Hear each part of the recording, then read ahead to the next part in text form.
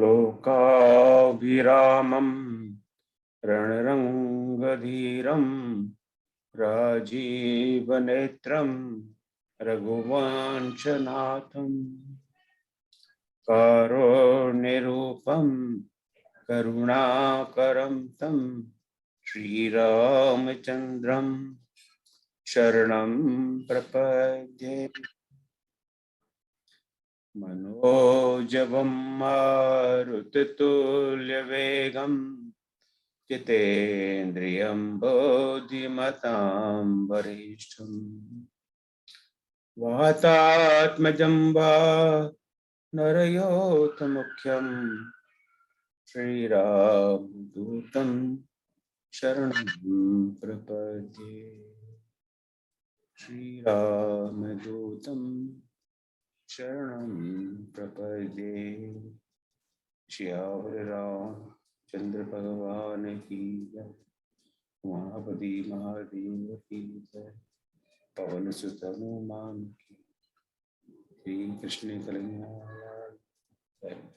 जय जय श्री राम।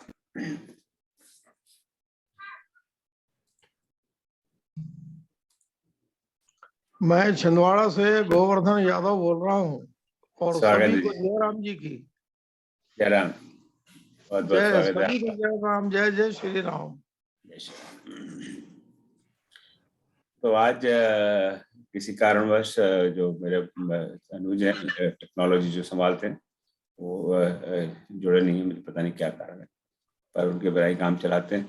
आप में से हु इज कंफर्टेबल इन को होस्टिंग? मैं किसी को को होस्ट बनाना चाहूँगा ताकि आप किसी को, मैं अगर व्यस्त हूँ तो वो एडमिट कर सकें और लोगों को। Anybody comfortable with technology here? अच्छा, कोई बात नहीं। तो चलिए, बहुत स्वागत है आपका आज। हाँ, मैं कर सकती हूँ। सॉरी, हम सब मैंने। हाँ हाँ, विजय जी आप हैं? कहाँ पर हैं? मैं दिखाई नहीं दे रही। Yeah. Okay, here. Yeah, thank you. That's good. Let me see. How do I do it? You can co-host me. I can admit. हाँ, ठीक है। आप हाँ, या please admit. Thank you Vijay ji. Thank you so much. Okay, तो बहुत बहुत धन्यवाद।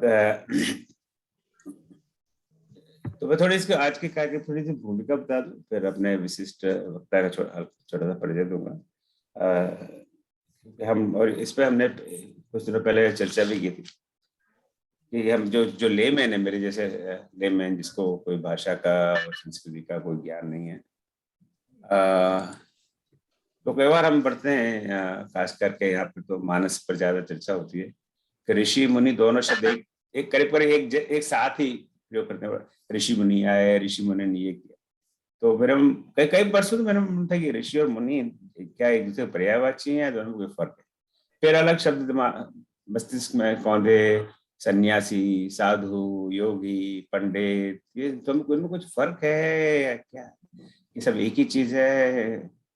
तो तब 5-6 साल पहले की बात होगी, तब मैंने किसी विद्वान से पूछा था प्रश्न, पर मैंने वो शायद ढंग से पूछा नहीं। तो उन्होंने कहा कि आप क्या पूछ रहे हो? मैं खुद ही नहीं समझा सका मैं क्या पूछ रहा हूँ, तो बात बढ़ी नहीं।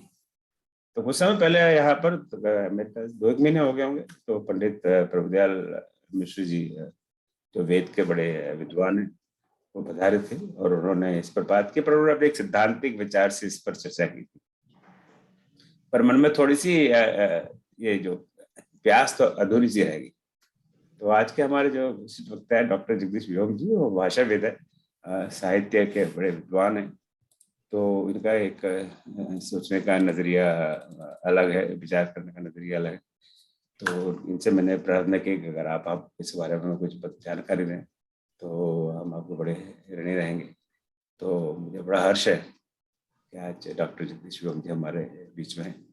तो ये इस मंच पर दूसरी बार आ रहे हैं। इसके कुछ दिनों पहले ही आपको बता हुआ, हमने राम भगवान पर हाइकू गोष्ठी रखी थी, राम हाइकू गोष्ठी, जो इनके आशीर्वाद से बड़ी सफल रही और पूरे समय उनके हमारे साथ रहे। इनका बड़ा आशीर्वाद रहा और कई उसमें से कई ऐसे हाइकूकार थे जो पहली बार इन्होंने हाइकू लिखा और उन्होंने कई उन्होंने बड़े अच्छे हाइकू लिखे, तो इनका बड़ा स्नेह है। तो डॉक्टर साहब से मैं औपचारिक थोड़ा सा परिचय दूं। तो डॉक्टर साहब कन्नौज क्षेत्र के फर्रुखाबाद में जन्मे, वही छोटे बचपन शायद को वहीं गुजरा होगा, और उन्होंने करीब करीब सभी विधाओं में लिखा है, कविता लिखी है, कहानियां लिखी हैं। बाल लेख पर ज्यादा जोर रहा है, बाल कहानी, बाल उपन्यास, बाल कविता। आपको शोध लेख लिखे हैं। हाइकू तो एक्सपर्ट हैं, अभी मैं बताया था, व्यंग्य लिखा है, लोक साहित्य लिखा है, तो लेखन का बड़ा काम है। विभिन्न विधाओं पर 15 पुस्तकें प्रकाशित हो चुकी हैं, और एक बाल गीत संकलन है, बाल साहित्य पत्रिका भी है, बाल प्रतिबंध। और उनका भारत सरकार में सेवा दे रहे थे, अभी कुछ समय पहले जब निवृत्त हुए हैं। अभी फिलहाल ही इन्होंने एक हिंदी हाइकू कोश का संकलन किया है, उसमें करीब 6500 हाइकू। अब आप सोच सकते हैं कितना बड़ा काम रहा होगा, 6500 हाइकू का संकलन करना, अच्छे अच्छे हाइकू चुनना। और तो वो अब बस उसका जो ड्राफ्ट फॉर्मेट है या डमी कॉपी कहते हैं, वो आ चुका है और प्रकाशन के लिए जा चुकी है कॉपी। और करीब 10-15 दिन में ऐसे हम उसको शायद खरीद सकेंगे। उसकी जानकारी आएगी तो मैं आपसे कुछ सूचित करूंगा। तो करीब 6500 हाइकू हैं, और 1075 जैसे लेख कवियों ने या हाइकूकारों ने अपनी अपनी रचनाएं उसमें दी हैं। तो बड़ा विशाल काम डॉक्टर व्योम जी ने किया है। उसके साथ ही साथ जो कन्नौजी भाषा है, उसका एक शब्दकोश तैयार कर रहे हैं, वो भी एक अपने आप में बहुत बड़ा काम है। और इस तरह जो शब्दों का लोप होता जा रहा है, हम लोग भूलते जा रहे हैं, उसको संभाले रखना, ताकि अगली पीढ़ी के बच्चों को पता लगे कि ऐसी हमारे देश में ऐसी भाषा भी है और उसमें शब्द भी है।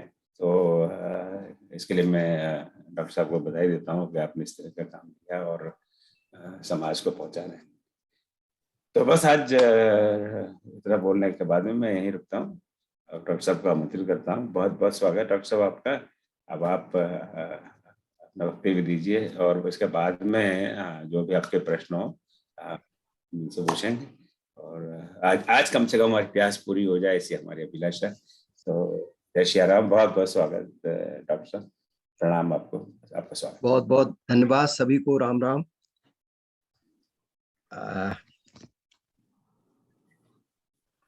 ओम जी ने जो लोक जीवन, लोक शब्द और कन्नौजी की बात कही, तो लोक जो है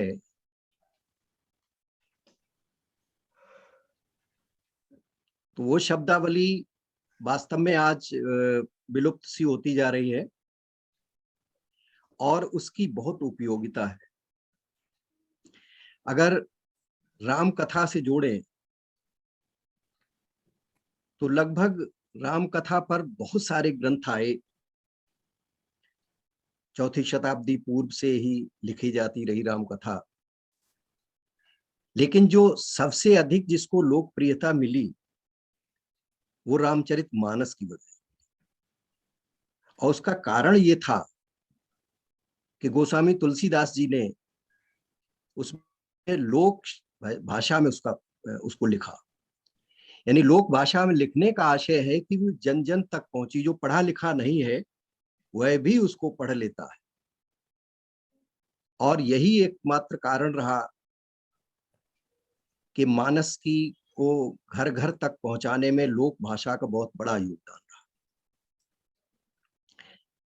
ओम जी और उनकी ये पूरी जो परिकर है, ये राम कथा से में रचे बसे हैं, और काफी बड़े बड़े विद्वान हैं, राम कथा के जानकार हैं, विशेषज्ञ हैं।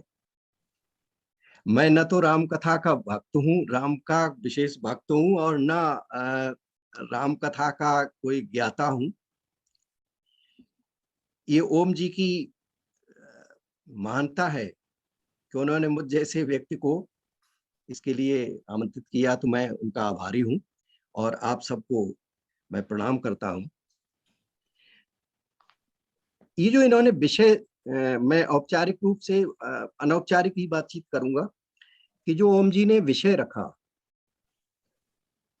इसी से ये विदित होता है, मालूम होता है कि इनका दृष्टिकोण बिल्कुल अलग तरह का है। क्योंकि राम कथा जो है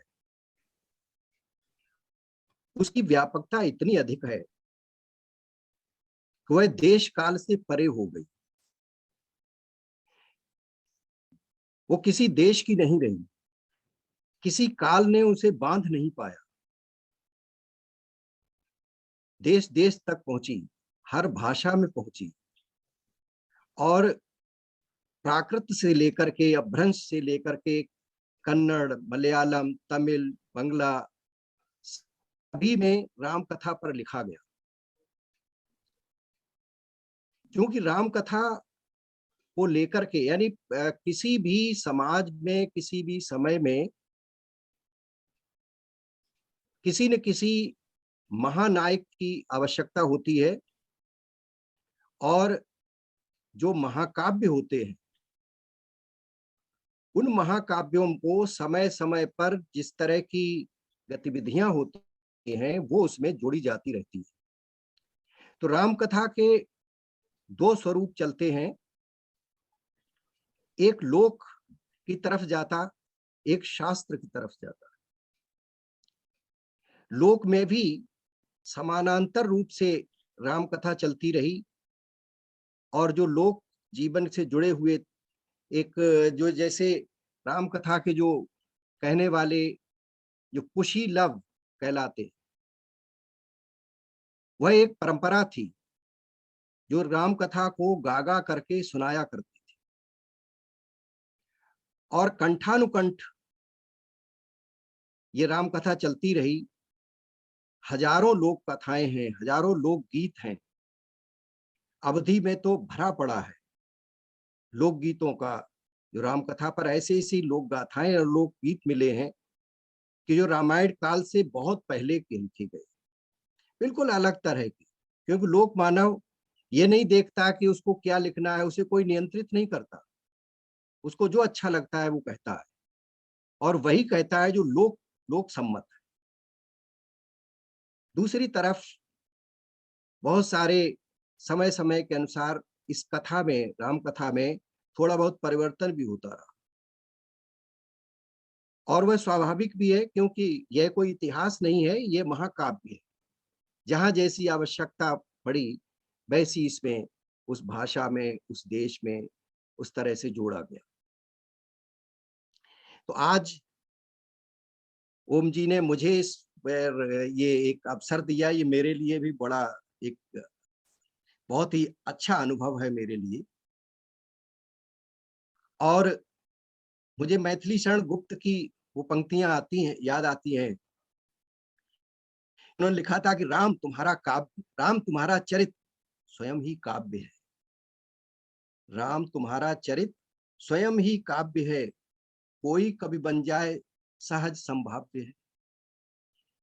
और ये केवल शब्दों की बात नहीं है, इसको अनुभव किया जा सकता है। आप इतिहास उठा करके देख लीजिए, राम कथा की जो परंपरा है उसे अगर देख लें तो निश्चित रूप से ये सही बात है कि वो राम का जो चरित्र है उसमें इतनी व्यापकता है, इतना विस्तार है उसमें, इतना कुछ है कि वो अपने आप व्यक्ति को समेट लेता है। उसमें सब कुछ है। जो केवल उसका गाकर के ही आनंद लेते हैं तो उनके लिए भी है, जो उसको समझना चाहते हैं तो उनके लिए अलग तरह से। तो उसमें काव्य शास्त्र के गुण ढूंढना चाहते हैं तो उसमें आप तमाम तरह की ऐसी चीजें मिलेंगी जो उसमें भरे पड़े। एक एक अर्धाली में, एक एक चौपाई में तमाम तरह के अर्थ छुपे हुए हैं। मैं चूंकि फर्रुखाबाद का हूं तो फर्रुखाबाद में एक बाबूराम शुक्ल हुए हैं। उन्होंने एक अर्धाली पर, मानस की एक अर्धाली पर 16.5 लाख उसके अर्थ किए, 16.5 लाख। और ये ग्रंथ छपा भी है। ये 1904 लगभग 1920 में ये प्रकाशित हुआ था फर्रुखाबाद से, जिसमें वो अर्धाली है, सबकर मत खगनायक एहा। इस अर्धाली के 16.5 लाख अर्थ। तो आशा ये है कि उसमें कहां कहां से क्या क्या जोड़ा, वो व्यक्ति ने कितना कुछ किया। तो ये तुलसी की महानता है, और तुलसी को जो प्रेरणा जहां से मिलती रही, ये उस रामचरित की महानता। तो इसमें एक मैं बात और कह के फिर शुरू करूंगा। आज मुझे एक बड़ी अच्छी चीज मिली, क्योंकि मैं इसको खोज रहा था। जब ओम जी ने ये निर्देश दिया कि इस पे बोलना है, तो मैंने भाई इधर उधर से खोजा, और क्योंकि राम कथा पर तो बहुत सारा है। एक हिंदी साहित्य सम्मेलन ने एक अंक निकाला था, बड़ा महत्वपूर्ण अंक था राम पर, तो बहुत महत्वपूर्ण अच्छी अच्छी बातें। उसमें मुझे एक चीज मिल गई।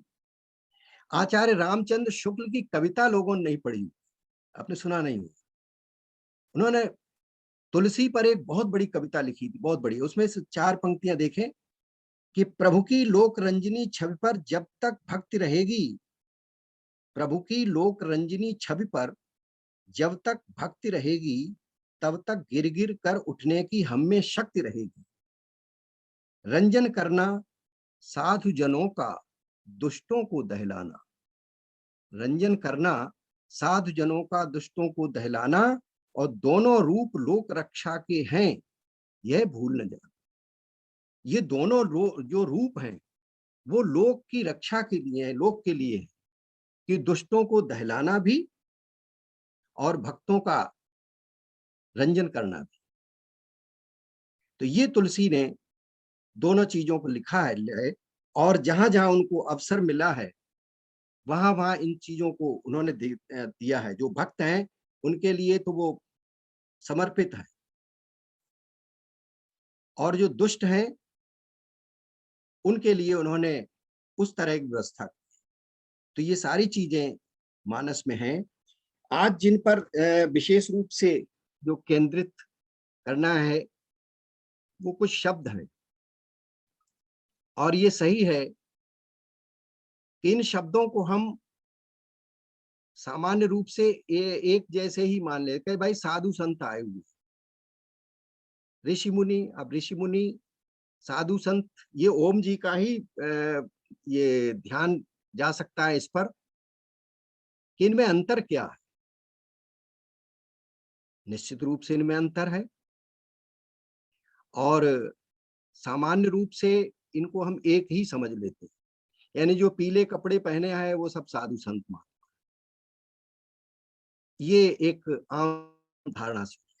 तो पहले हम ऋषि को लेते हैं, क्योंकि ये थोड़ा सा ऐसा है, तो मैंने इसको नोट भी किया है। तो ऋषि है क्या? इसमें ये जो विभाजन किया गया है, उसके हिसाब से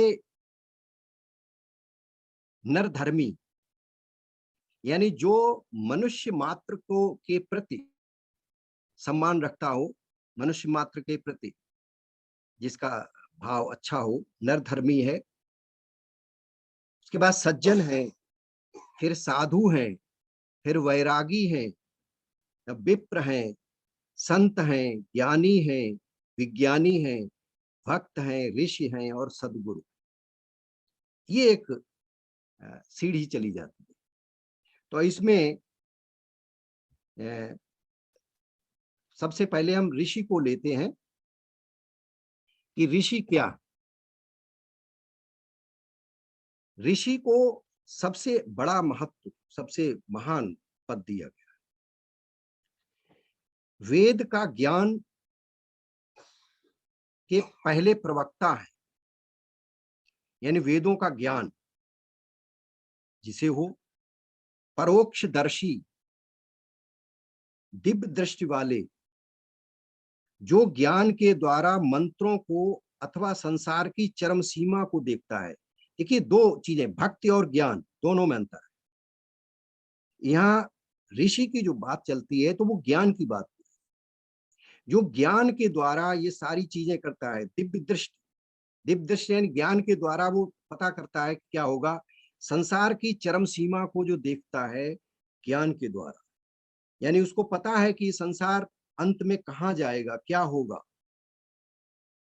ऐसा जो इस जिसमें ये सब गुण होते हैं वह ऋषि। ऋषियों के 7 प्रकार माने गए। इनमें है व्यास आदि महर्षि, यानी ये भी महर्षि और परम ऋषि, राज ऋषि, इसमें भी अंतर है। जो व्यास आदि हैं ये महर्षि हैं। भेल आदि जो है वो परम ऋषि हैं। कर्ण आदि ऋषि, देवर्षि, वशिष्ठ ब्रह्मर्षि, सुश्रुत और श्रुत ऋषि हैं। ऋतुपर्ण ये राज ऋषि और जैमिनी कांड ऋषि। तो ऋषियों में भी ये भेद है, ये अंतर है कि किस तरह के ऋषि। सामान्य रूप से वेदों की ऋचाओं का जो साक्षात करते हैं उन्हें ऋषि कहा गया है। ऋग्वेद में पूर्ववर्ती गायकों और समकालीन ऋषियों का उल्लेख है। ऋग्वेद में प्राचीन रचनाओं को उत्तराधिकार में प्राप्त किया जाता था। पहले लिखने की कोई सामग्री होती नहीं थी, तो जो उससे पहले की जो रचना कंठानुकंठ चलता था। तो ऋषियों की ये परंपरा है, ऋषि परिवार ही उन रचनाओं को एक नया रूप देते थे। ऋषियों के परिवार होते थे, यानी एक परंपरा होती थी। तो वो इनको देखते थे और जहां उसमें संशोधन होता था उन संशोधन को करते थे। ब्राह्मणों के समय तक ऋचाओं की रचना होती रही। ब्राह्मण काल तक ये एक ऋचाओं की रचना होती थी। ऋषि ब्राह्मणों में सबसे उच्च तथा आदरणीय थी। इनको सबसे ऊंचा स्थान प्राप्त था। ऋषियों को उनकी कुशलता की तुलना में त्वष्टा से की गई है। त्वष्टा को ऐसा माना जाता था कि ये स्वर्ग से सीधे आए, ये कल्पना की गई थी। वैदिक कालीन कुलों में राजसभाओं में संभ्रांत लोगों से संबंधित होते थे ये ऋषि। कुछ राजकुमार भी समय समय पर ऋचाओं की रचना किया करते थे। उन्हें राजन्यर्षि कहते थे, जिसका शुद्ध रूप राजर्षि। सामान्यतः मंत्र या काव्य रचना ये ब्राह्मणों का ही कार्य था। मंत्र रचना के क्षेत्र में कुछ महिलाओं को ने भी काम किया, जिनको कि उन्हें भी ऋषि पद प्राप्त हुआ था। परवर्ती साहित्य में ऋषि में ऋचाओं का साक्षात करने वाला माना गया है कि जो ऋचाओं का, वेद की ऋचाओं का जो साक्षात करते थे, उनको जो समझते थे, वो ऋषि कहलाते। प्रत्येक वैदिक सूत्र के उल्लेख के साथ एक ऋषि का नाम आता है, यानी जो ऋचाएं हैं उनमें किसी न किसी ऋषि के नाम से ही उनको जाना जाता है।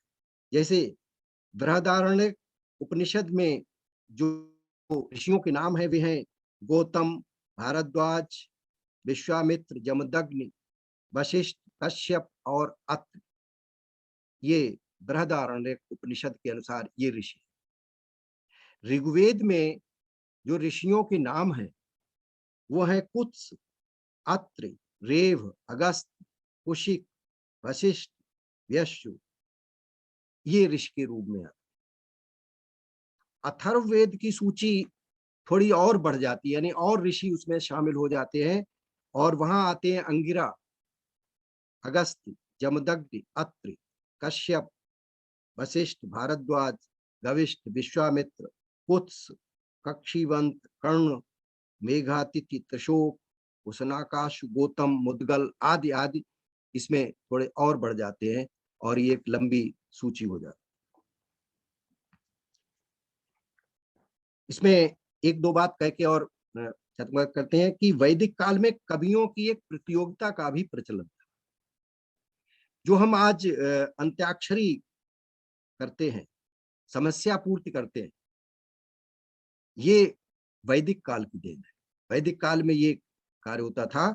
और अश्वमेध के एक मुख्य अंग अश्वमेध यज्ञ जब होता था तो ब्रह्मोद्य करके जो समस्या पूर्ति का नाम था, यह उसमें अवश्य हुआ करता था।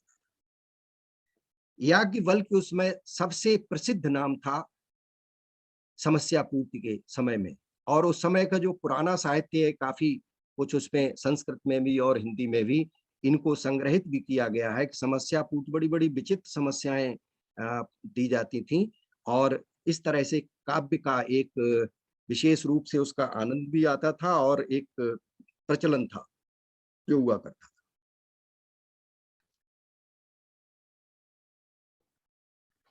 ये भी विश्वास किया गया कलयुग में ऋषि नहीं, तो अब ऋषियों की ये परंपरा खत्म हो गई है।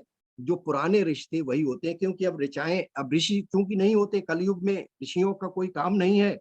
अब तो जो ऋचाओं को अब कंठानुकंठ याद करने की आवश्यकता भी नहीं है, अब तो लिखने के बहुत सारे साधन हो गए हैं, तो ये वो सारी चीजें अब खत्म हो गई हैं। तो अब जो पुराने ऋषि थे वही ऋषि।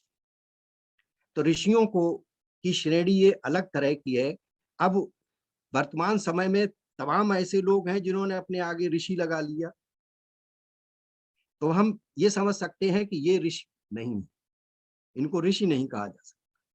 बहुत सारे लोगों ने ऋषि अपने आप जोड़ लेते हैं, तो वो ऋषि नहीं। अब हम आते हैं मुनि पर। ये मुनि क्या है?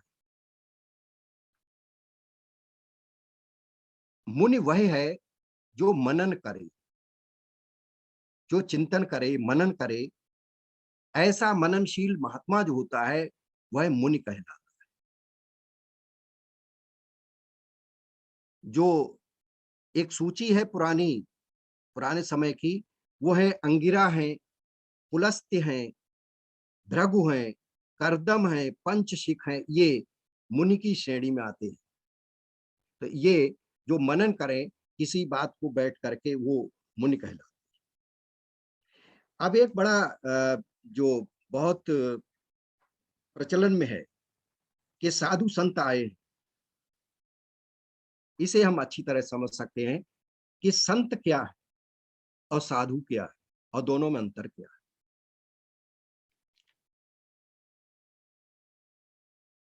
तो जो संत जो है, एक संत है, एक संत मत है। तो जो संत है, चंदन के समान संतत्व के गुण की सुगंध जो सब में बिखेरता है, वो संत है। जैसे चंदन की जो सुगंध है, उसके पास में रहने वाले के या निकलने वाले के को भी अपने आगोश में ले लेती है, उसे भी सुगंधित बना देती है, तो वो संत है। ऐसा कोई भी, चाहे वह विप्र हो, चाहे ब्राह्मण हो या किसी वर्ण का हो, वो संत हो सकता है। संत के लिए ये जरूरी नहीं है कि वो किसी जाति का हो, उसके लिए कर्म और उसके विचारों का ही ये आवश्यक होता है। जैसे कबीर और रैदास, ये संत की श्रेणी में। दूसरा यह है कि किसी भी पवित्र आत्मा और सदाचारी पुरुष के लिए, जो पवित्र आत्मा वाला हो, सदाचारी हो, उसको हम संत कह देते हैं, उसको संत कहते हैं। सामान्य रूप से उसे साधु भी कहते हैं, संत भी कहते हैं, लेकिन दोनों में अंतर है। जिसने सतरूपी परम तत्व का अनुभव कर लिया हो, सतरूपी जो परम तत्व है, उसको केवल पढ़ नहीं लिया हो, उसको अनुभव कर लिया हो। और ये अनुभव जो है वो बड़ी चीज है, वो शायद समझने से भी नहीं हो सकती है, कि वो केवल अनुभव अलग तरह की चीज है। और इसी को कहा जाता है कि इसके लिए जन्म जन्मांतर लोग प्रयास करते रहते हैं और किसी किसी को ये अनुभव हो पाता। तो जिसने सतरूपी परम तत्व का अनुभव कर लिया हो, वो संत है। जो पूरी तरह से आत्मनिष्ठ होने के अतिरिक्त समाज में रहते हुए निस्वार्थ भाव से विश्व कल्याण में प्रवृत्त रहता है। संत वो होता है जो अपने परिवार और समाज को छोड़े नहीं, समाज में रहे, परिवार में रहे, गांव में रहे, घर में रहे, शहर में रहे, लेकिन उसकी दृष्टि विश्व कल्याण, वह संत।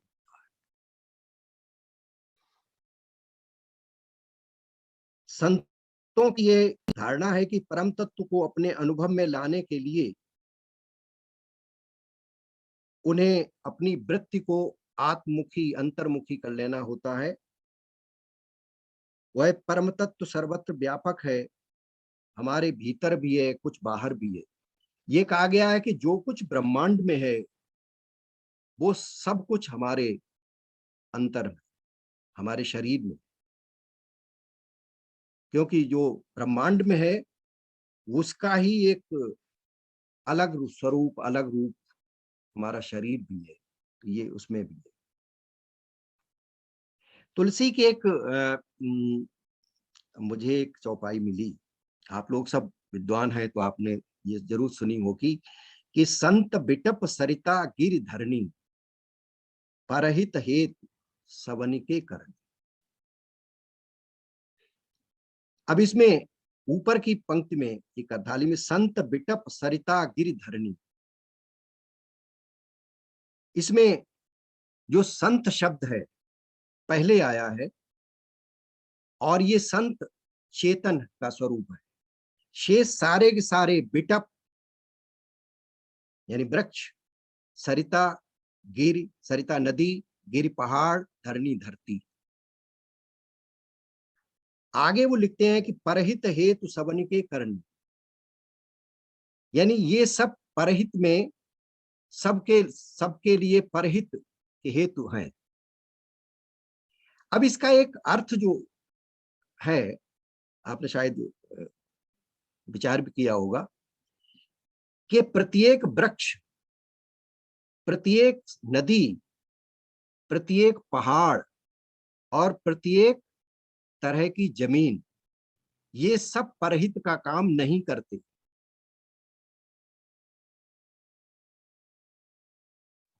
वृक्ष में बहुत सारे कांटेदार बबूल के वृक्ष होते हैं। नदी जब बाढ़ आती है तो तमाम घर के घर उजाड़ फेंक देती है, तो परहित कहाँ हुआ। पहाड़ छोटे छोटे हैं, जहां ना दवा मिलती, ना आयुर्वेदिक चीज मिलती है, ना वृक्ष मिलते हैं, ना पशु पक्षी हो, तो वो परहित कहाँ हुआ। धरती जहां ऊसर है, बंजर है, वो परहित कहाँ करती। लेकिन ये परहित कब करते हैं, जब ये सब संत के समान हो जाते हैं, तभी इनको परहित का स्वरूप होता है, तभी वो होते हैं। यानी ये संत के समान जब हो जाएंगे तब ये देंगे। तो ऐसे वृक्ष जो फल वाले हों, यानी सब नहीं है, लेकिन इनमें जो संत के समान है वो परहित का काम करते। तो इनके एक एक की जो चौपाइयां हैं, एक एक चीज है, उसमें गूढ़ अर्थ भी होते हैं, गूढ़ अर्थ भी भरे पड़े हैं, क्योंकि तुलसी कोई सामान्य व्यक्ति नहीं थे। तुलसी काव्य शास्त्र के बड़े ज्ञाता थे, संस्कृत के बहुत प्रकांड विद्वान थे, और लोक से उन्होंने बहुत कुछ सीखा था। लोक अनुभव उनके पास बहुत बड़ा अनुभव था। तो ये सारी चीजें तुलसी के पास थी, इसलिए उन्होंने जो कुछ लिखा है उसमें सदियां बीत जाएंगी तब भी उसमें से कुछ न कुछ निकलता ही रहता है। न जाने कितने शोध अब तक हुए हैं। सबसे ज्यादा अगर किसी पर शोध हुए हैं तो वो राम कथा और रामचरितमानस पर। डॉक्टर ग्रियर्सन ने लिखा है कि रामचरितमानस की सबसे अधिक व्याख्याएं, सबसे अधिक चर्चा हुई है, और इसके बराबर में केवल बिहारी की सतसई पहुंच पाई है, और कोई ग्रंथ नहीं हुआ जिस पर इतनी तरह से इसको देखा गया। तो ये इसकी विशेषता है। संत की तरह से साधु शब्द भी, साधु और संत, ये प्रायः दोनों में ये रहता है, भाई साधु संत आए, और आम बोलचाल में ऐसे ही बोला जाता है कि साधु संत। तो साधु में क्या अंतर है, संत की अभी हम लोग बात कर रहे थे, जो धर्म आदि कार्यों का संपादन करने वाला अथवा जो दूसरों के कार्यों को सिद्ध करता है, दूसरे के कार्यों में जो भलाई करता है, जो दूसरों का परोपकार करता है, दूसरों के कार्यों को सिद्ध करता है, वो साधु। इस प्रकार के सत्य, न्यायपरायण, व्यवहारी जो व्यापारी हैं, जो वैश्य बंधु है, वह भी साधु। क्योंकि आप किसी से अगर पैसा उधार लेते हैं और वो आपके वक्त पर काम आए और आप वापस कर दें, या आप जिस पर विश्वास कर लें, तो ऐसे जो वैश्य हैं, ऐसे जो व्यापारी हैं, या ऐसा कोई भी व्यक्ति, वो सब साधु की श्रेणी में। साधु के लिए ये आवश्यक नहीं कि वो पीले वस्त्र पहन करके करने वाला ही साधु हो। कोई भी साधु हो सकता है जो कि जिसके विचार ऐसे हों कि जो दूसरों की भलाई के लिए, कल्याण के लिए हो, वो सब हो सकते हैं। किसी भी वर्ण का हो, वह साधु कहलाता है, वह साधु बन सकता है। तो ऐसे साधु जो शब्द है वह बहुत सामान्य है। साधु यानी जो सबका भला करे, सबका कल्याण करे, वो सब साधु। अब हम आते हैं सन्यासी पर। यह भी थोड़ा सा अलग है, हट करके है कि जो सम्यक, जो न्यासी है, उसी से बना है। सम्यक और न्यास दो शब्दों ने और ई प्रत्यय लग करके सन्यासी शब्द बना। तो चतुर्थ आश्रम अर्थात सन्यास ग्रहण करने वाले व्यक्ति को सन्यासी कहते। जो सन्यास ग्रहण करे वह सन्यासी। सन्यासी की जो विश्लेषण है, जो व्याख्या है, थोड़ी सी वो अलग तरह की है और एक तरह की औपचारिक सी ही है, क्योंकि सन्यासी सबको नहीं कहा जा सकता। सदन्ये व कदन्ये व लोष्टे व कांचने तथा समबुद्धिर्यस्य शश्वतसा सन्यासीति कीर्तितः दंडम कमंडलम रक्त वस्त्र मात्रम च धारयेत् नित्यम प्रवासी नैकत्र्यम सन्यासी कीर्तितः। ये ब्रह्म वैवर्त पुराण का है कि सन्यासी किसे कहा जा सकता है। यानी सदन्न या कदन्न में, लोष्ट या कांचन में, मिट्टी में, लोहे में या सोने में, जो कोई भेद नहीं करे, जिसकी समान बुद्धि रहती है, चाहे तो वो उसे अच्छा खाना मिले, चाहे खराब खाना मिले, चाहे लोहा हो, चाहे सोना हो, चाहे मिट्टी हो, या कुछ भी हो, वो समान, वो विचलित नहीं होता, उसे कोई फर्क नहीं पड़ता। जो दंड कमंडल और रक्त वस्त्र धारण करता है, यह सन्यासी के लिए रक्त वस्त्र यानी गेरुआ वस्त्र आवश्यक है। वही सन्यासी। संत कोई हो सकता है, साधु कोई हो सकता है, लेकिन सन्यासी वही होगा जो दंड कमंडल रक्त वस्त्र धारण करता है और एक स्थान में न रह करके प्रवास करता रहता है, एक जगह टिकता नहीं, जो हमेशा इधर उधर भ्रमण करता रहे, घूमता रहे, वह सन्यासी। जो शुद्ध आचार वाले द्विज का अन्न खाता है, जो खराब लोगों के यहाँ नहीं खाता। इसका आशय यही है कि जो बेईमानी से पैदा करते हैं या चोर उचक्के हैं, उनके यहाँ वो भोजन नहीं करता। लोभ आदि से रहित होता है, किसी से कुछ मांगता नहीं है, व्यापार नहीं करता। जो प्रथम 3 आश्रमों का त्याग कर चुका है, सभी कर्मों में अनासक्त रहता है, वो किसी में उसकी आसक्ति नहीं, सदा नारायण का ध्यान करता है, सदा मौन रहने वाला, ब्रह्मचारी, संभाषण और आलाप न करने वाला, भाषण आषण भी नहीं देता, प्रचार भी नहीं करता, बहुत सारी अपनी प्रशंसा भी नहीं करता, बुराई भी नहीं करता, सबको ब्रह्ममय देखता है, सब में ब्रह्म का स्वरूप देखता है, वह सन्यासी। सर्वत्र समबुद्धि रखने वाला, यानी हर जगह पर समान बुद्धि उसकी रहती है, हिंसा और माया से रहित रहता है, क्रोध और अहंकार से मुक्त होता है, इसको न क्रोध आता है न जिसे किसी तरह का घमंड होता है, वह सन्यासी। और इसकी एक विशेषता है कि बिना निमंत्रण के उपस्थित हो जाए, कोई निमंत्रित करने की इसको आवश्यकता नहीं, भाई गए और भोजन दो, भोजन खा लो। बिना निमंत्रण के उपस्थित होना, मिष्ट अमिष्ट का भोजन करने वाला, चाहे खट्टा हो मीठा हो, भोजन के लिए कभी न मांगने वाला, कितना भी भूखा हो मांगे नहीं, न उसके समीप खड़ा होने वाला, ऐसा वह भिक्षुक, ऐसे जो लोग होते हैं वो सन्यासी। तो ये कुछ जो मैंने खोज पाए वो मेरे हिसाब से संत में, ऋषि में, साधु में, सन्यासी में अंतर ये मैंने किया है। मुझे लगता है कि थोड़ी सी ये सैद्धांतिक रूप तरह की ही बात रही है, क्योंकि ये विषय ही ऐसा है, इसमें कुछ अपनी तरफ से आप जोड़ भी नहीं सकते, जो कुछ जिनके बारे में कहा गया है। तो ये मेरी बात थी। ओम जी, कितना समय आपके पास समय समय व्योम जी? जी जी जी सब सुनने को तत्पर है आपसे। बहुत धन्यवाद, क्योंकि अभी तो मैं अकेला बोलता रहा, पता नहीं आपको कैसा लगा, ठीक लगा? मैं भी एकदम ध्यान एकाग्र चित्त होकर सुन रहे हैं आपको। बहुत बहुत धन्यवाद। तो अभी लिख भी रहे हैं। जी बोल जी, रहे हैं, अरे वाह, बहुत अच्छा बोल रहे हैं। मैंने भी इसको पूर्ण भाषण रहा आपका, नोट्स बनाए जा रहे हैं साहब। समझ में आ गई बहुत बात। धन्यवाद। लिख भी रहे हैं, नहीं, नोट बना बहुत रहे हैं। अद्भुत, जी बहुत जी, अद्भुत। चलिए बहुत धन्यवाद। एक्चुअली राम कथा और या तो इसने सबको प्रभावित किया।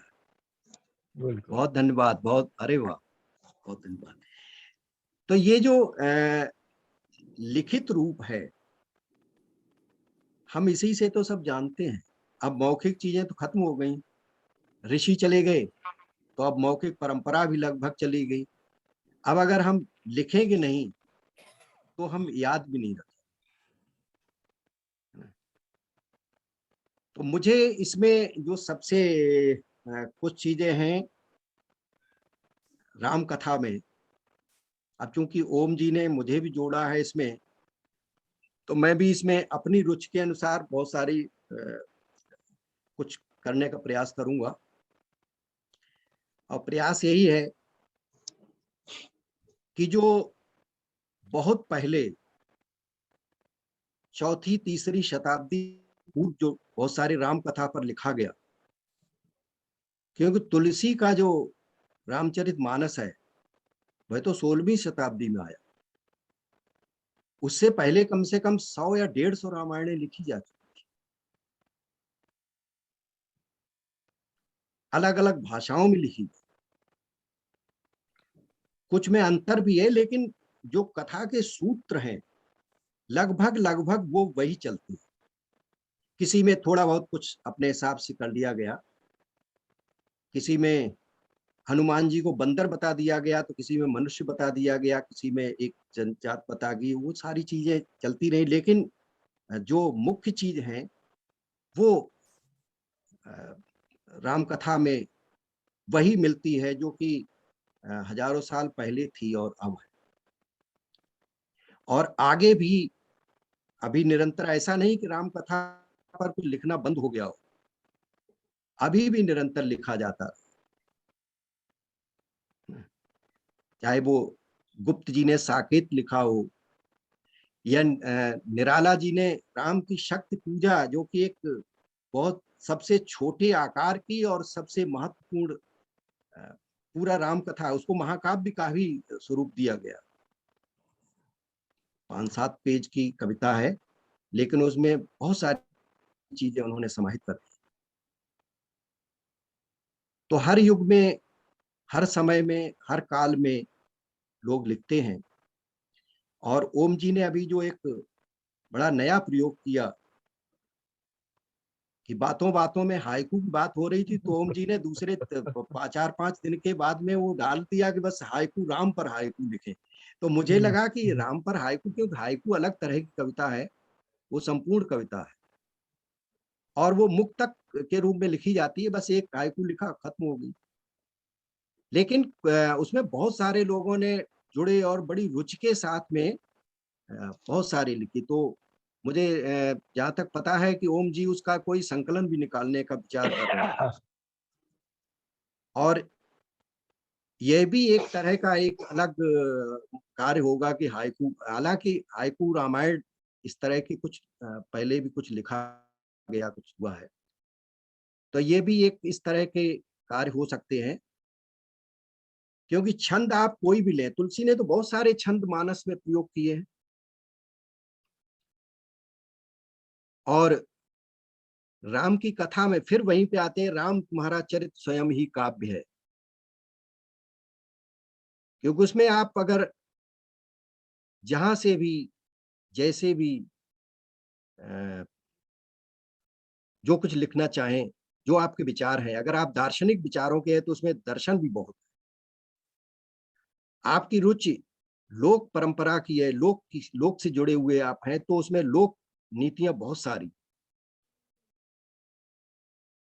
राजनीति भी उसमें है, परोपकार की भावना भी है, तो उसमें सब कुछ मिल जाता है।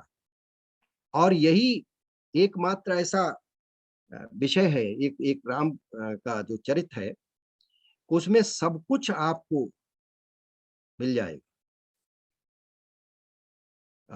डॉक्टर श्याम सुंदर दास ने शायद लिखा है कि गीत तुलसी ने लिखे और आरती जग की उतारी, राम का तो नाम है, गाथा कहानी है हमारी। तो उससे, किसी काव्य से हम तभी जुड़ते हैं जब हमें लगता है कि इसमें कुछ हमारी बात कही जा रही, चाहे वो शिशुपन का हो, बचपन का जब वर्णन वहां पर होता है, तो लगता है कि ऐसे बच्चे तो हमारे घर में भी, हमारे परिवार में भी है, हमने भी ऐसे। तो यही सारी चीजें हैं कि जो जिसके कारण से राम कथा से तमाम लोग बंधे रहते हैं। और इसको जिसने जैसा चाहा ये कामधेनु गाए, उसको अपनी तरह से उसका प्रयोग भी किया। राजनीति में भी इसका खूब प्रयोग हुआ, होता है, धर्म में भी हुआ। जो लोग इसे ठगने ठगाने का काम करते उन्होंने भी प्रयोग किया, जो लोग महत्वपूर्ण कुछ कार्य कर रहे हैं उन्होंने भी किया, जो दार्शनिक विचारधारा के हैं उनके लिए अलग तरह का है। तो इसमें सबके लिए कुछ न कुछ है, और इसीलिए ये राम कथा सर्वत्र है, सर्वव्यापक है, देश काल से परे है। और बहुत मुझे खुशी की बात है कि ओम जी से हमारा भी परिचय हो गया और आप लोग सब लोगों के दर्शन हुए, आप लोग सब इससे जुड़े रहें। ओम जी, मुझे लगता है कि अब बहुत बहुत धन्यवाद डॉक्टर साहब। आपने तो जो वास्तव में है कि प्रोफेसर की तरह सारे शब्दों को डिफाइन किया कि थोड़ा जो महीन फर्क है वो आज पता लगने लगा कि भाई मुनि और ऋषि में ये फर्क है, या साधु और संत में ये फर्क है। अब तक तो हम जब मैं हम कहता हूँ, मैं लखनवी हिसाब से हम कहता हूँ, हम का मतलब मैं तो मैं गुजरात में पैदा हुआ बड़ा हुआ, तो उस समय जब हमें लखनऊ के लोग मिलते थे अपने आप हम कहते थे, हम अपने आप को हम क्यों कहते हैं, बड़ा अजीब सा लगता था। तो वहाँ बोलने का तरीका है, कोई अपने आप को इतना बड़ा सम्मान कर रहा है, हम जाएंगे, अरे ये क्या बात हुई। तो अब पता लग गया कि तो वहाँ के बोलचाल का तरीका है। तो जो मन में जो इतना भ्रम था मेरे, वो काफी आपने स्पष्ट कर दिया। बहुत बहुत धन्यवाद। तो मेरे ख्याल से मेरे पास कुछ प्रश्न भी हैं, कुछ अनाउंसमेंट्स भी हैं, पर उसके पहले डॉक्टर साहब हमारे सामने आज हैं, बड़ा अच्छा मौका है हमें मिला है। तो आपके जो भी कोई प्रश्न हो, बस इसी विषय जहाँ तक संभव हो आप पूछिए, ताकि हमें और साहब मैं कोई प्रश्न पूछ सकता हूँ? एक छोटा सा क्लैरिफिकेशन है कि सर आपने बताया कि ऋषि वो होता है जिसे नॉलेज हो, जो अपनी परोक्ष और दिव्य दृष्टि यानी रिसर्च के द्वारा संसार की चरम सीमा को देख सकता हो। तो हम इसको इस प्रकार समझें कि जितने ऋषि मुनि उस काल में थे वो अपनी नॉलेज, अपने रिसर्च के द्वारा एक पर्टिकुलर सब्जेक्ट्स के स्पेशलिस्ट हो जाते थे। जैसे हम पिछले 6 महीने से गुप्ता जी की रामायण पर, रामचरितमानस की एक चौपाई पर क्लास अटेंड कर रहे हैं, तो इन्होंने 2 बार जिक्र किया ही आया कि जब राजा दशरथ को संतान की प्राप्ति नहीं हो रही थी तो उन्होंने गुरु से पूछा, तो गुरु ने ऋषि शृंग ऋषि का नाम लिया और उन्होंने उसके लिए गुप्ता जी ने शब्द यूज किया कि वो अपनी एक साधारण बोलचाल की भाषा में कि वो फर्टिलिटी स्पेशलिस्ट थे। मतलब तो हम ये मान सकते हैं कि शृंग ऋषि ने ये शायद इतनी मतलब मेडिकल फील्ड में फर्टिलिटी या मेडिकल फील्ड में इतनी नॉलेज प्राप्त कर ली थी कि वो यज्ञ में कोई रसायन तैयार करके आहुतियों द्वारा औषधियों का, और उन्होंने खीर के रूप में प्रस्तुत करके राजा को दिया कि इसे आप अपनी रानियों को सेवन कराएं जिससे आपको पुत्रों की प्राप्ति होगी। तो यानी वो इस सब्जेक्ट के स्पेशलिस्ट थे। इसी तरह से जब विश्वामित्र जी के आश्रम में अपनी एजुकेशन के दौरान भगवान राम जाते हैं तो वो उनको एक तुंडीर भेंट करते हैं। वो तुंडीर ऐसा होता है कि उसमें कभी बाण खत्म ही नहीं होते हैं, यानी कि वो रिफिलिंग सिस्टम था। ऐसा उन ऋषि महोदय ने, उन ऋषि महाशय ने अपनी डिफेंस इक्विपमेंट्स बनाने की नॉलेज के द्वारा वो इजाद किया और भगवान राम को भेंट किया। तो हम उनको सब्जेक्ट स्पेशलिस्ट मान सकते हैं। मतलब कोई इकोनॉमिक्स का हो सकता है, कोई पॉलिटिकल साइंस का स्पेशलिस्ट ऋषि हो सकता है, कोई सिटी मैनेजमेंट का स्पेशलिस्ट हो सकता है। ये मेरी सोच है जो रामायण को पढ़ने से बन रही है पिछले 2 साल से गुप्ता जी के सानिध्य में। तो कृपया इसे क्लैरिफाई करें कि क्या हम सही दिशा में सोच रहे हैं। बिल्कुल अग्रवाल साहब, बिल्कुल आप सही कह रहे हैं। देखिए, ये केवल नाम बदला है। आज हम जिनको वैज्ञानिक कहते हैं, आज हम जिनको माइक्रोबायोलॉजी का स्पेशलिस्ट कहते हैं या डॉक्टर कहते हैं, उस समय न तो डॉक्टर नाम नहीं था, लेकिन मानवता तो यही थी, लोग तो यही थे, साइंस उस समय भी थी। और ये हमारे पुराणों में, ग्रंथों में, इतिहास में सब जगह मिलता है कि प्रलय हुई और प्रलय में बहुत सारा सब कुछ समाप्त हो गया या विश्व युद्ध हुए होंगे। ये ब्रह्मास्त्र क्या है? क्या ये अणुबम परमाणु नहीं था? परमाणु बम ही तो है, बिल्कुल परमाणु बम है। तो ये, और ये भी सही है कि यज्ञ में किसी के दुआ देने से कोई संतान उत्पत्ति नहीं होती। उन्होंने औषधियों का उपयोग किया। स्वाभाविक है, अगर कोई इसको मानता है तो वो अगेंस्ट द रूल जाता है। तो बात यही थी, वो बड़े बड़े वैद्य थे, बड़े बड़े वैज्ञानिक थे, इस तरह के उनको वो उस क्षेत्र के विशेषज्ञ थे जो उस तरह से वो कार्य किया करते थे। और ये बिल्कुल आपने सही कहा कि वो अपने अपने क्षेत्र के विशेषज्ञ थे। और जो जंगलों में जो रह रहे थे, पुष्पक विमान था तो किसी ने उस वक्त भी एरोनॉटिकल इंजीनियरिंग इजाद की होगी। बिल्कुल। अब पुष्पक विमान, उसका नाम आप चाहे पुष्पक रख लीजिए, कुछ और रख लीजिए, कुछ और रख लीजिए, कुछ भी रख लीजिए, बहरहाल वो विज्ञान था उस समय, साइंस थी।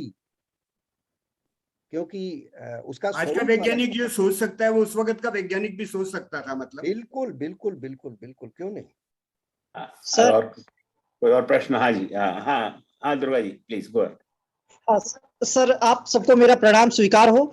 मैं एक चीज जिज्ञासा के भाव से कह रहा हूँ 1 मिनट में कि संत और साधु जो है, संत एक चेतना है जी। क्या मैं संत एक चेतना है, वह आंतरिक उसकी विशेषता है, और साधु एक बाह्य रूप है।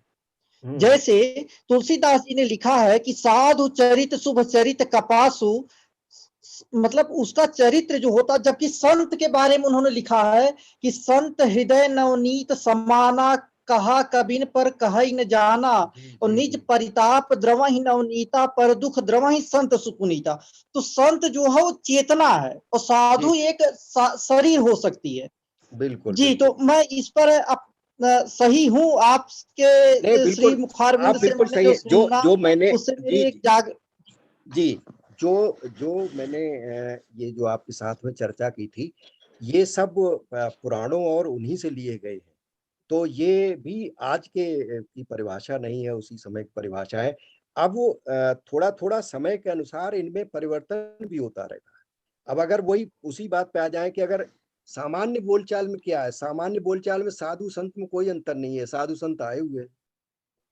लेकिन जब हम उसका विश्लेषण करते हैं तो उसमें अंत है। संत जो है वो बिल्कुल बात में आंतरिक जो चेतना है ना, तो वो है। आप सही कह रहे हैं।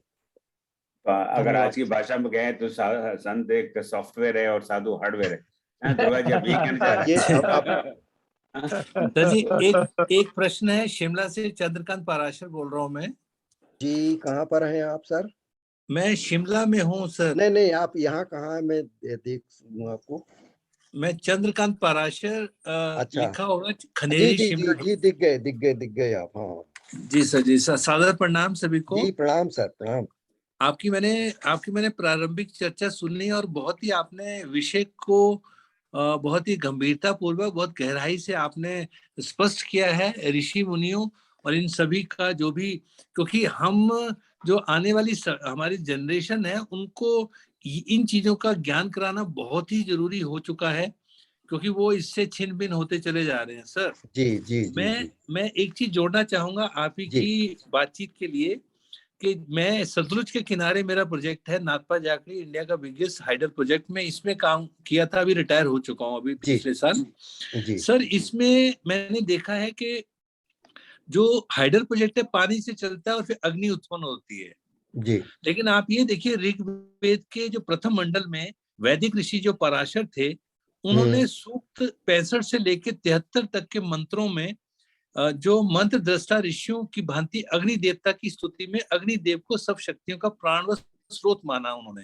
जी और 65वें सूत्र के तीसरे चौथे मंत्र में वर्णन वो करते हैं पराशर ऋषि कि देवगणों ने अग्निदेव को भूमि में चारों ओर खोजा जी कि अग्निदेव है कहाँ है। तो उन्होंने लिखा अपनी दिव्य दृष्टि से कि अग्निदेव जल प्रवाहों के गर्भ से उत्पन्न हुए। ये इस मंत्र में लिखा है। जी जी तो इससे हम ये समझ पाते हैं कि वो ऋषि बहुत ही वास्तव में एक युग दृष्टा थे, और वो जो अलौकिक स्थितियां थी जो हमें नजर नहीं आती थी भौतिकवादी व्यक्तियों को, जो आज नहीं हमें नजर आती, वो उस समय उन चीजों के पारंगत हुआ करते थे अपनी सिद्धियों के द्वारा और अपने कर्मों के द्वारा। तो जी मैं आप ही की बात को आगे बढ़ाते हुए ये एक जो मंत्र है ये मैंने आपसे शेयर किया जो मेरी नॉलेज में था। इसलिए आपका बहुत धन्यवाद कि आपने मुझ जैसे एक 60+ व्यक्ति को भी इस दिशा की ओर सोचने के लिए, समझने के लिए, और ये कागज मैंने ही लिखा था। सतलुज आराधना पहली बार हुई थी तो इसमें जी मैंने इसको कोट किया था सर। धन्यवाद जी, सर। आप बहुत धन्यवाद, बहुत बहुत धन्यवाद चंद्रकांत पाराशर जी। बहुत बढ़िया बात। और मैं चाहूंगा कि इसको आप यहाँ इस पे व्हाट्सएप पर जरूर साझा कर दें, क्योंकि हम लोग इस तरह की, जिसके पास भी जो कुछ तथ्यपरक जो जानकारियां हैं वह हम लोग सब एकत्र करें, जी सर। है ना। तो वो बहुत अच्छा है, बहुत अच्छा किसी के रहेगा। पास कुछ होगा, किसी के पास कुछ होगा, और ये अगर हमारा जो समूह है, अगर हम बहुत सारी इस तरह की चीजों को एकत्र करते रहे तो हम कुछ अच्छी चीजें एकत्र कर लेंगे जो कि हम आगे की पीढ़ी को या हम आपस में उससे लाभ उठा सकेंगे। बिल्कुल देखिए, पहले जो लोग हुआ करते थे, क्योंकि हमने तो उन्हें केवल ग्रंथों के माध्यम से ही समझा है कि ऐसे होता था जी। तो वो प्रकृति के इतने नजदीक रहते थे, बिल्कुल दंडक वन में, दंडकारण्य में या जंगल में, कि वो प्रकृति से इतने घुले मिले थे, इतने जुड़े हुए थे कि बहुत सारी चीजें उनको सिद्ध होती थी, बहुत सारी ज्ञात होती थी। जी और सर। इतनी जो आज की भाग दौड़ और जो चालाकी और ये है, ये सब उस समय शायद नहीं होगा, पता नहीं, हो सकता हो भी, लेकिन ऐसा शायद नहीं होगा, या होगा भी तो मुझे लगता है कि होगा, क्योंकि अगर नहीं होता तो फिर वो नगरों में क्यों नहीं रहे, वो जंगल में ही क्यों गए। जी सर। इसलिए कि नगरों में इस तरह की कूटनीतियां उस समय भी रही होंगी, तो इसलिए वो उस वातावरण से हट करके जंगल में जाकर के, जहाँ किसी तरह की व्यवस्था नहीं होती थी, लेकिन एक चीज थी कि उनकी सारी व्यवस्था, खाने पीने की सारा व्यवस्था वो राजा किया करता था। वो आज चीजें भूल गए। जी। और इसमें इसमें सर देखिए कितना मुझे आज अचंभा लगता है कि आज अगर हम किसी समाज में किसी बच्चे को ये बोले कि अग्निदेव जो है जल प्रवाहों के गर्भ से उत्पन्न हुए, तो वो हमें क्या समझेंगे, हमें आपको क्या समझेंगे कि भैया पता नहीं कौन सी दुनिया से आए हैं कि भैया जल का बहाव है और उसके अंदर से अग्निदेव कैसे आ सकते हैं। बट आज देखिए करोड़ों सालों के बाद आज हाइडल प्रोजेक्ट से इतनी बिजली उत्पन्न हो रही है, तो थे ना उसमें अग्निदेवता जी हमारे। चंद्रकांत जी, ये बच्चों को, क्योंकि मैं शिक्षा से जुड़ा रहा हूँ, बच्चों को समझाने की आवश्यकता है। जी जी। अगर उसको, उन बच्चों को, नई पीढ़ी को अगर आप इस तरह से समझा देंगे तो वो बहुत अच्छी तरह समझते भी हैं। जी। लेकिन ये हमारे पाठ्यक्रमों में की थोड़ी सी कमियां भी हैं कि हमने बस कहीं से उतारा और लिया और देख दिया। हमने अपनी मातृभाषा में उनको शिक्षा देनी नहीं चाहिए।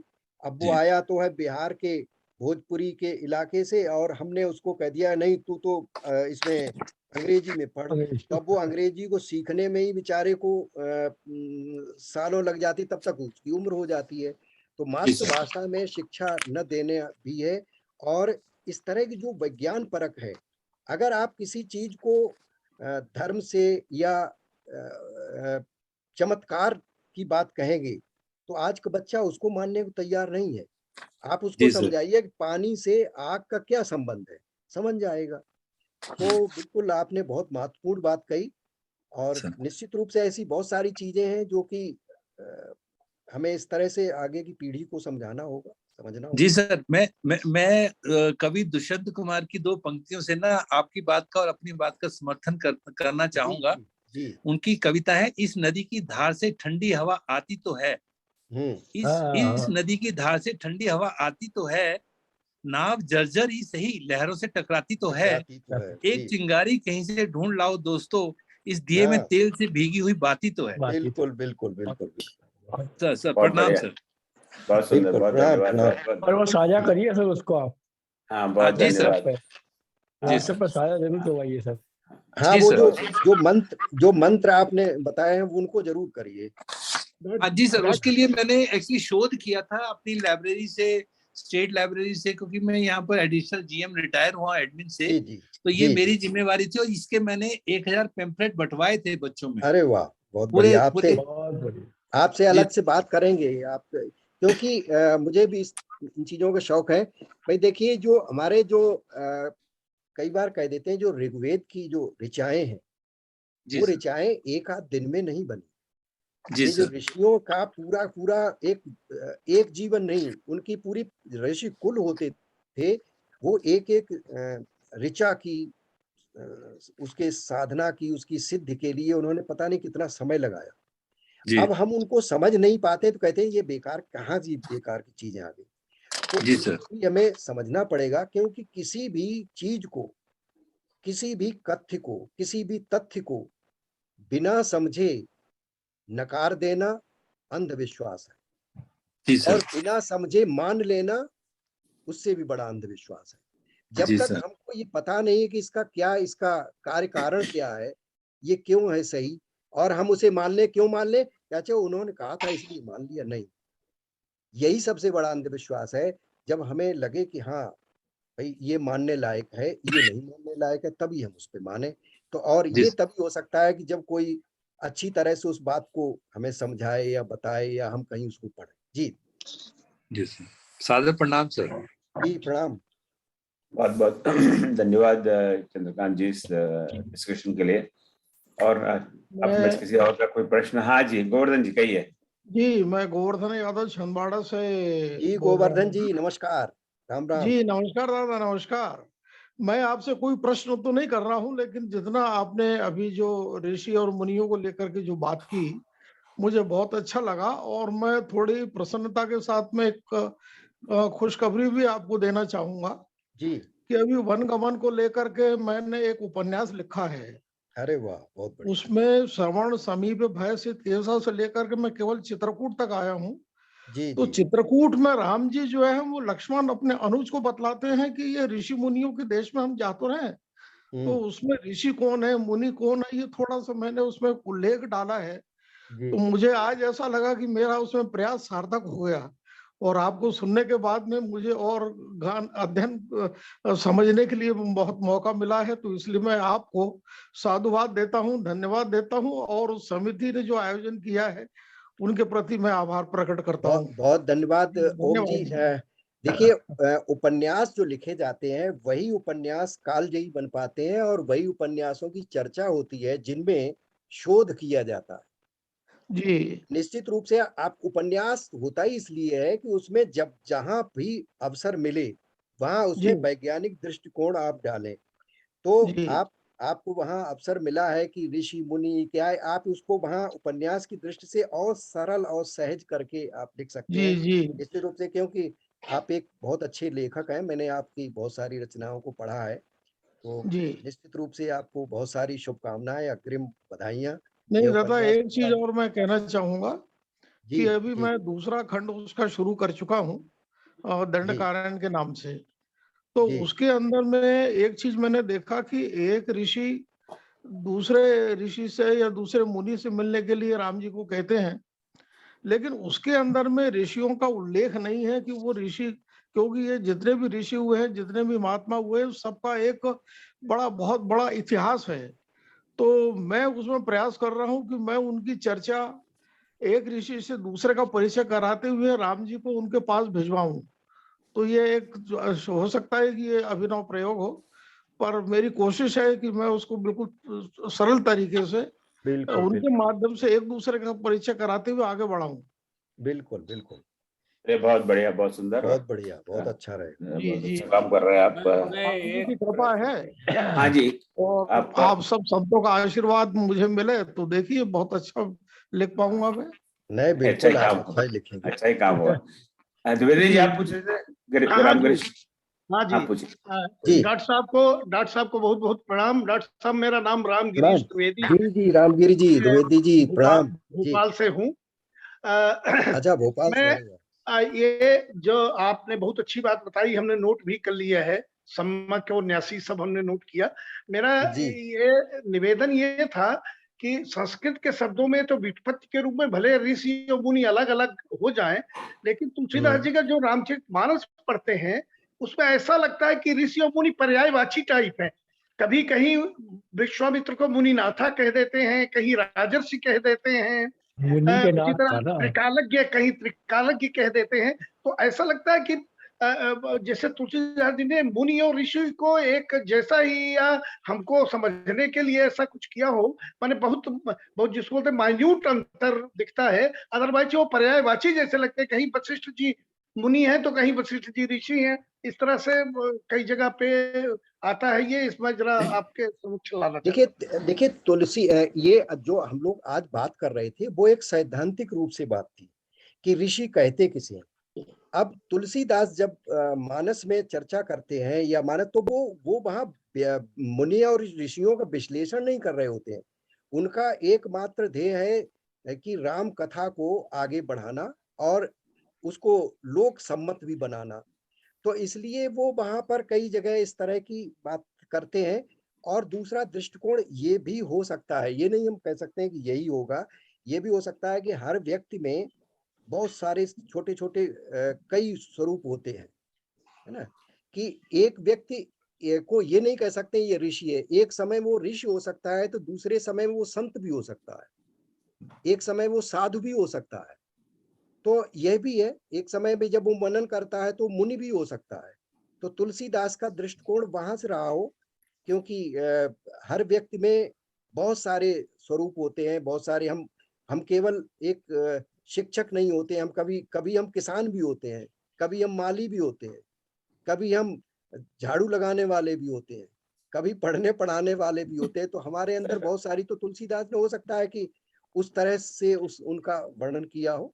ये मेरा नहीं, आपने बड़ा अच्छा उदाहरण दिया कि जैसे हम अब एक आदमी डॉक्टर भी हो सकता है और वैद्य भी हो सकता है। दोनों तरह की शिक्षा की, एलोपैथिक MBBS भी किया और आयुर्वेद भी पढ़ा हो, तो हमको एंटीबायोटिक्स दे रहा है तो समय डॉक्टर है, और कुछ हल्दी वल्दी दे रहा है।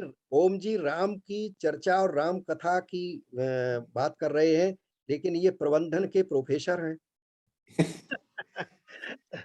सही बात। मलिक जी, आपका प्रश्न। IIM जैसी संस्था में आप प्रोफेसर हैं, तो वो तो आप वहां अगर जाएंगे तो वहां कोई बच्चा इनको राम भक्त थोड़ी कहेगा। तो अगर यही अब इन्हीं का वर्णन आए तो फिर आगे की पीढ़ियां ये कह सकती हैं कि भाई एक व्यक्ति जो प्रबंधन का प्रोफेसर था वो राम भक्त कैसे हो सकता है यार। दो चीजें, तो एक व्यक्ति में कई गुण हो सकते हैं, कई चीजें हो सकती हैं। मुझे लगता मलिक जी है आपका प्रश्न पूछिए। जी जी जी जी मलिक साहब। बहुत बहुत धन्यवाद आपको, आपने बहुत ही बता दिया, हमें समझ में आ गई बात। अब मैं एक चीज पूछना चाहता हूँ कि मैं आता हूँ मिथिला से, गौतम ऋषि के आश्रम के गांव पास हमारा, उसी में गांव है हमारा। जी जी जी। और 20-25 ऋषियों के आश्रम वहाँ थे, विश्वामित्री, याज्ञवल्क्य वगैरह जी। और ये मुझे एक चीज खराब लगता था जब स्कूल में था, तो बाद में भी, कि ऋषि लोग सब इतने असहिष्णु क्यों थे कि वो मार पीट के भगा देते। याज्ञवल्क्य को मार के भगा दिया, बस। अब विश्वामित्र भाग के आए थे, और फिर जो अथर्ववेद के वाले थे उनको बाढ़ के भगा दिया गया था, वो इष्ट में आए। और उसमें भी रामायण में भी दिया है, ऋषि अगस्त की शाप भवानी, राक्षस भय रहा मुनि ज्ञानी, शाप दे करके सब कर देते थे। और मिथिला का जो इतिहास हम पढ़ते थे गांव में, उसमें अगस्त मुनि ने शाप दे करके निमि को मार दिया, उन्होंने बदले में उनको भी मार दिया शाप देके। इस असहिष्णुता क्यों थी ऋषियों में इतनी? ये तो मलिक साहब, ये देखिए, ये तो मानव स्वभाव है, ये हमेशा रहा है, आगे भी रहेगा। आज भी तो वही हो रहा है। पहले आज तो ऋषि नहीं है ना, बस ऋषि आप नाम छोड़ दीजिए, ऋषि मत रखिए, आप उनको कुछ और रख लीजिए, लेकिन हो तो वही रहा है।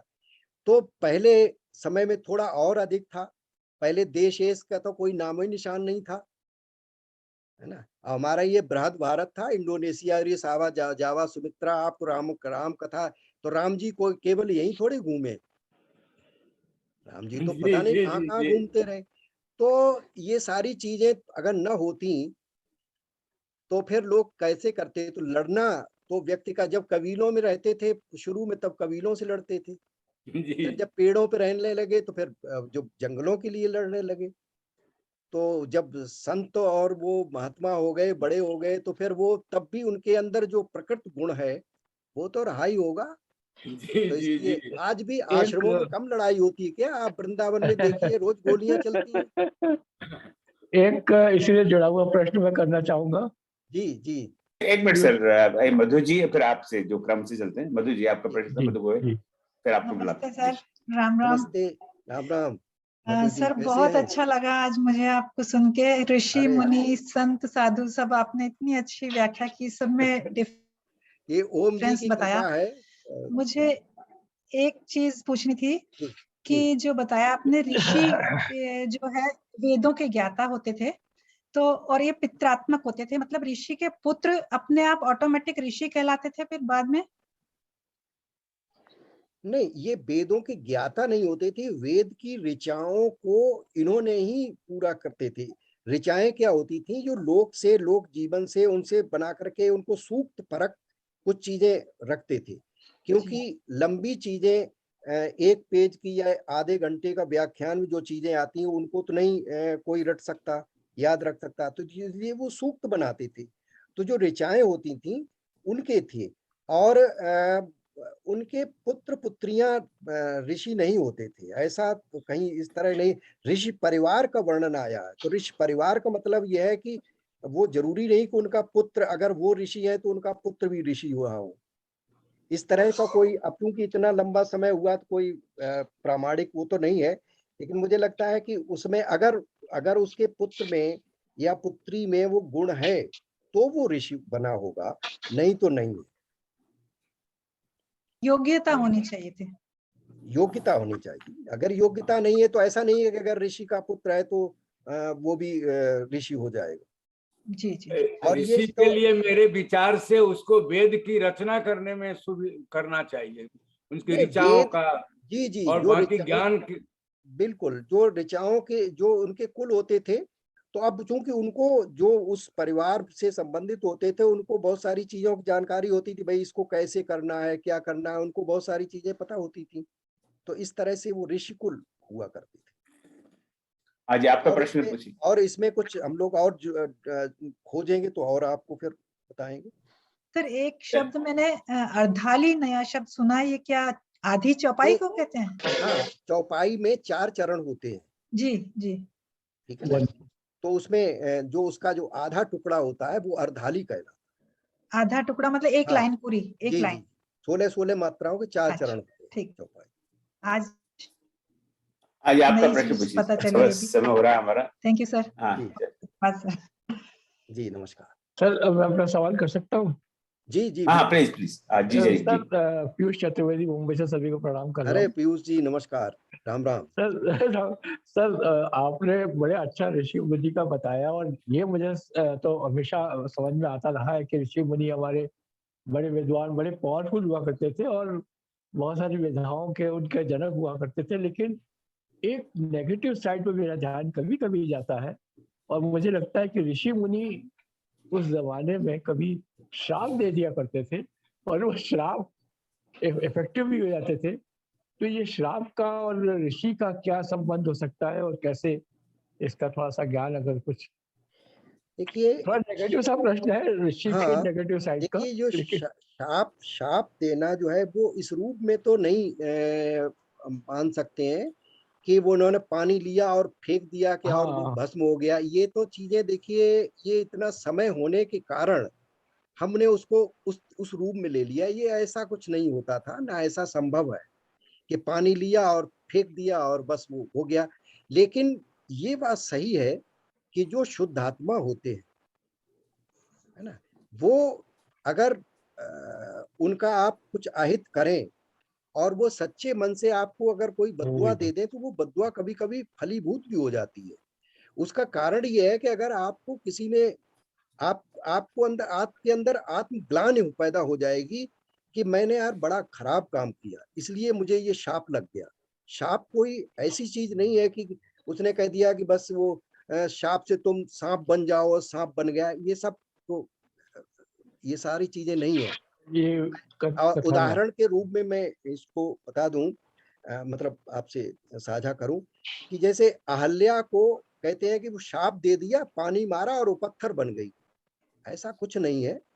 अहल्या शाप का मतलब ये अब चूंकि प्रकारांतर से समझाने के लिए यही कह दिया जाता है, तो वो पत्थर बत हो गई, यानी उसमें जो संवेदना थी वो बिल्कुल चुपचाप, और उस पर ऐसा आरोप लगा दिया गया कि वो बिल्कुल अपना जो सामान्य जीवन है उससे विरत होकर के कहीं पढ़ी पढ़ाई रहती होंगी।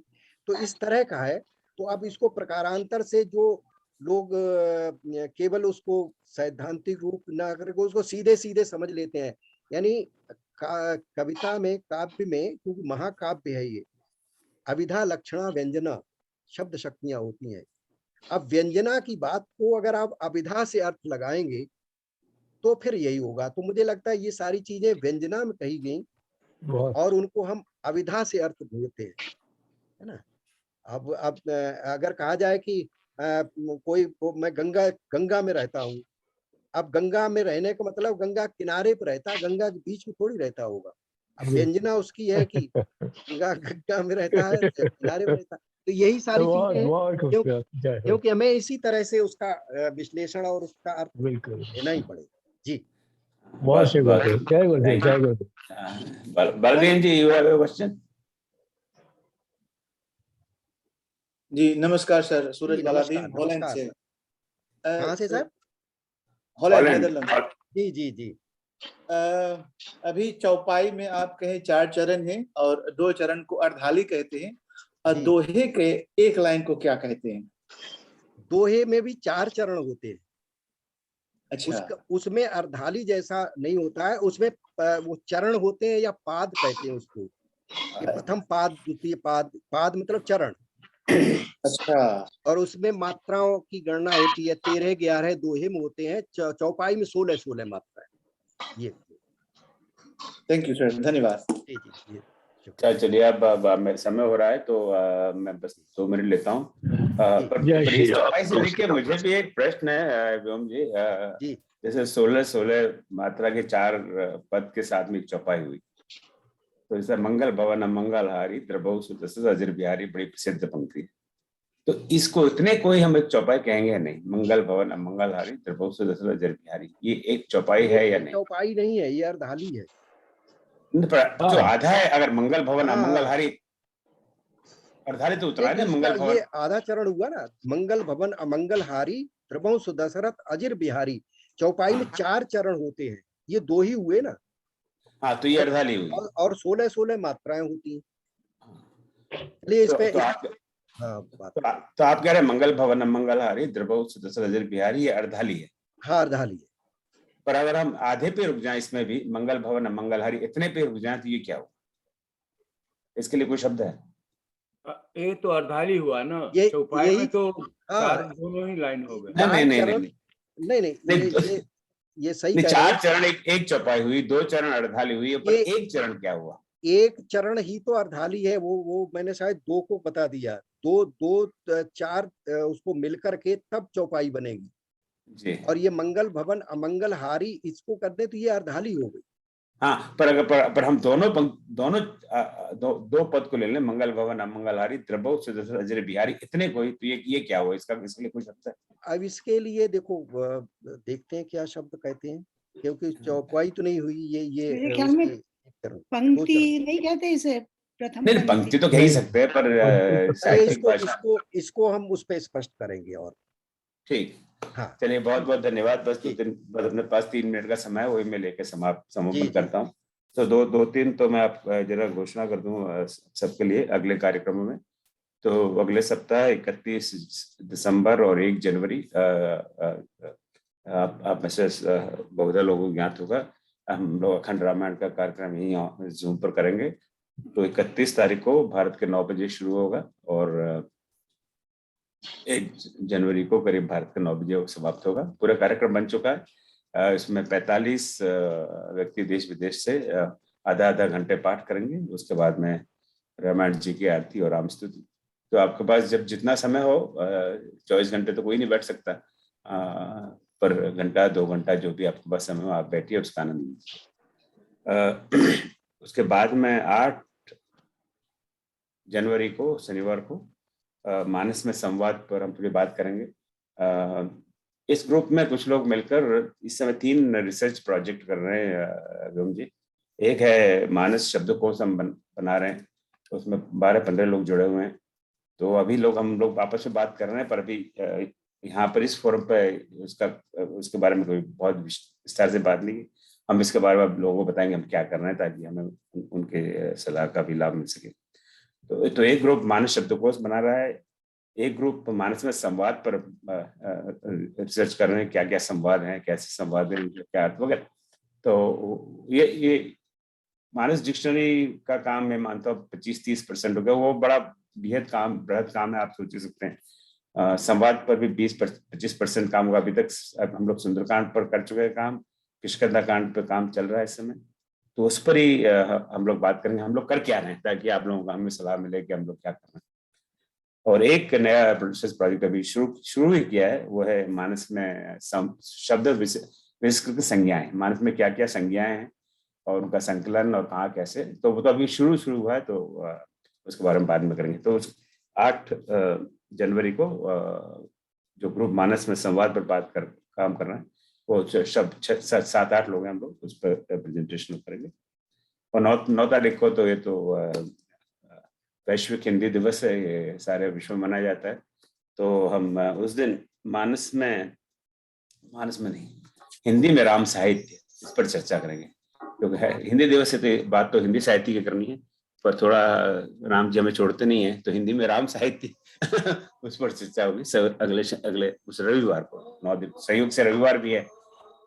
तो उसमें साकेत, राम की शक्ति पूजा, भरत मिलाप, ईश्वर दास और रामचंद्रिका, ये 4 के प्रपोजल्स हैं। रामचरितमानस और वाल्मीकि रामायण को छोड़कर रामचरितमानस तो रहे व्रत ग्रंथ, तो उसका पूरा कार्यक्रम अभी 1-2 दिन में बन जाएगा।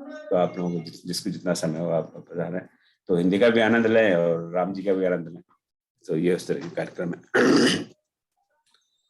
तो आज बड़ा आनंद रहा, आप पधारे व्योम जी, आपको बड़े आभारी भी, बस हमें प्रेरणा देते रहिए, आपसे हमें बहुत सीखना है। आपने राम हाइकू पीयूष की बात की, तो आपसे प्रेरणा मिली है। तो राम हाइकू पीयूष का काम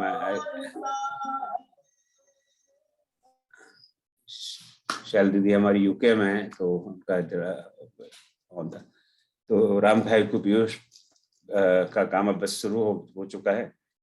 इसके साथ साथ ही ये भारत के 75 वर्ष स्वतंत्रता के हुए हैं, तो हम भारत काव्य पीयूष का भी काम शुरू हुआ है, जैसे भारत पर कविता होगी, भारतीय भाषा, साहित्य, धर्म, संस्कृति इत्यादि इत्यादि इत्यादि।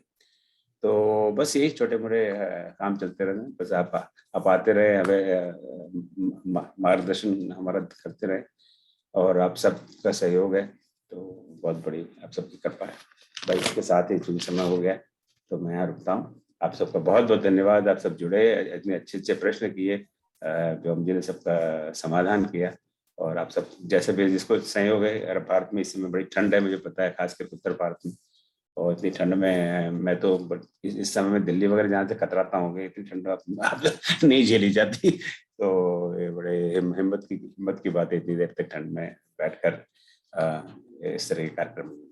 सब बहुत बहुत धन्यवाद। जय श्री राम। ओम सर्वेषां स्वस्तिर्भवतु, सर्वेषां शांतिर्भवतु, सर्वेषां पूर्णं भवतु, सर्वेषां मंगलं भवतु, सर्वे भवन्तु सुखिनः, सर्वे सन्तु निरामयाः, सर्वे भद्राणि पश्यन्तु, मा कश्चित् दुःखभाग् भवेत्। ओम असतो मा सद्गमय, तमसो मा ज्योतिर्गमय, मृत्योर्मामृतगमय। ओम शांति शांति शांति।